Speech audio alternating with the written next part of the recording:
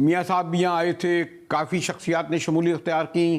آج بھی مجھے خیال یہ تھا کہ شاید سابق کچھ وزیر اعلیٰ کچھ وزیر شامل ہوں گے. بلاول صاحب نے کہا کہ بلوچستان کا اگلا وزیر اعلیٰ جیالہ ہوگا، یعنی بڑے انہوں نے زوردار طریقے سے کہا. تو اس کے آثار نظر آ رہے ہیں جو حاجی صاحب؟ دیکھیں، اگر شفاف اور آزادانہ الیکشن ہو، شاید جو لوگ جو سوچتے ہیں اس کا نتیجہ کچھ اور نکلے. مگر جیالہ ہو، کیا فرق ہے؟ بلوچستان کے لوگوں کے زندگی کو تبدیل ہونا چاہیے. کیسے تبدیلی ہوگی؟ سبھی تو آ چکے ہیں، زہری بھی آ چکے، آپ کے بھائی بھی آ چکے، میرے بڑے قابل احترام نوابزادہ ریسانی صاحب، اسلم ریسانی صاحب، ہمارے جمالی صاحب بھی آ گئے. میں تو پورا ماشاءاللہ سبھی سے گزرتا ہوا دیکھتا ہوا آیا ہوا ہوں.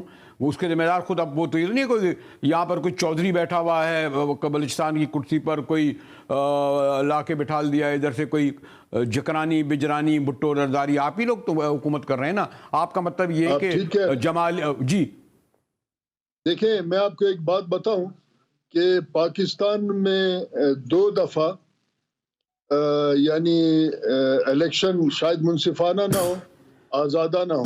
ایک دفعہ جب جنرل یحییٰ نے الیکشن کرایا، دوسرے دفعہ جب محترمہ بے نظیر بھٹو شہید ہوئی، اسٹیبلشمنٹ پسپا ہوا.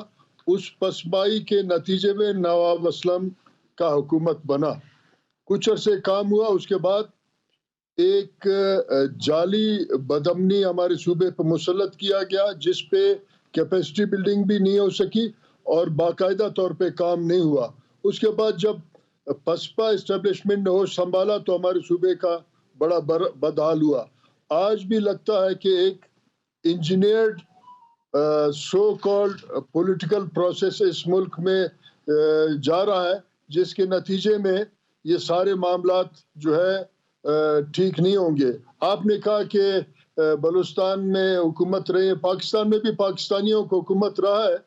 کوئی جان اور ٹام اور ڈک ہیری تو نہیں ہوا ادھر حکومت. مگر پھر $150 ارب کیوں یہ ملک قرض دار ہے؟